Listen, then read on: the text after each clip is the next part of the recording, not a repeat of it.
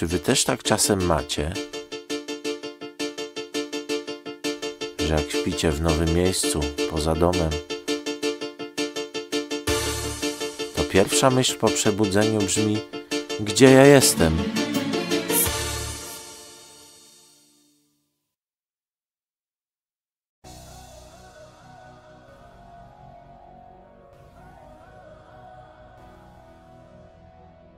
Właśnie wsiadam do metra i może ostatniego z hotelu oddzwonię, dobra? Dobra, dziękuję.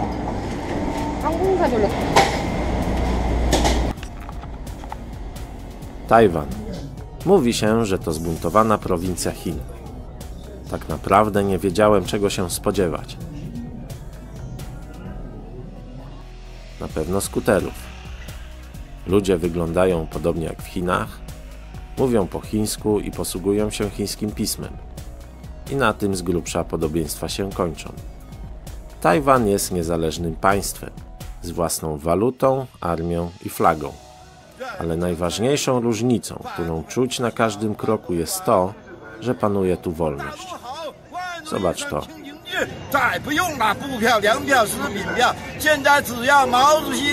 Wyobrażasz sobie, żeby jakiś prowokator z flagą Tajwanu darł japę w centrum Pekinu? Bo ja niezbyt. Na lotnisku dostajemy pieczątkę do paszportu, z którą możemy tu przebywać do 90 dni. I to wszystko. Żadnych wiz, żadnego skanowania odcisków palców jak w Chinach. Internet tu działa normalnie.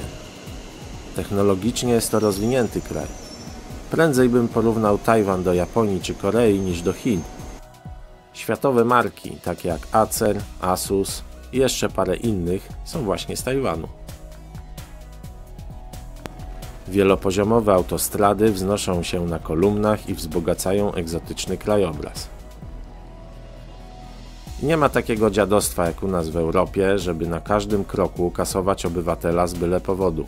Jest normalnie stacja metra i jest łazienka, normalnie dla ludzi. Płacić za siku? A z jakiej racji? Stać ich na to, aby ludziom umożliwić załatwianie naturalnych potrzeb. Jest dużo akcentów przyjaznych człowiekowi. Na przykład okulary na poczcie, jeśli nie masz swoich.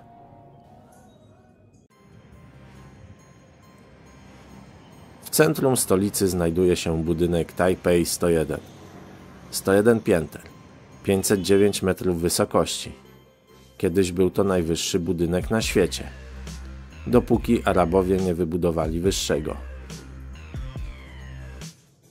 Jazda windą do góry z prędkością sięgającą momentami 900 metrów na minutę trwa niecałe 40 sekund.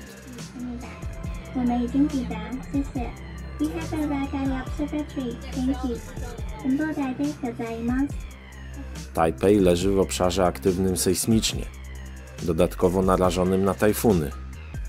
Dlatego konstrukcja budynku była wyzwaniem. Zastosowano w nim dynamiczny tłumik drgań. To taka sztuczka z dziedziny inżynierii lądowej, ale to jest temat na osobny odcinek. Kula o masie ponad 600 ton, zamocowana w górnej części budynku, na amortyzatorach i linach, pospawana z płyt stalowych, bo ciężko by było taką kulę wciągnąć na górę w całości. W hotelu spotkałem się z kolejną ciekawostką. Nie ma 4. piętra. W windzie nie ma przycisku z 4. To, że nie ma parteru, bo piętra numerują bez parteru, to jeszcze ujdzie. Już gdzieś za granicą się z tym spotkałem. Ale 4? Wsiadasz do windy i jedziesz. 1., 2., 3., 5. i tak dalej. Chodzi o to, że 4 w języku chińskim kojarzy się ze śmiercią. Jakbyś miał w szpitalu albo w hotelu jechać na 4. piętro, to by oznaczało, że jedziesz na śmierć. Taki zabobon. Następnego dnia rano mamy spotkanie na uniwersytecie, w pracowni konserwacji dzieł sztuki. Po spotkaniu w południe idziemy na obiad. Kuchnia jest tu podobna do chińskiej, jednak bardziej przypadła mi do gustu. Tak jakby bardziej treściwa. Kąski jakby większe. Jeszcze mają kilka ciekawych patentów. Właśnie idziemy sobie przez Tajpej i piję herbatę z perłami.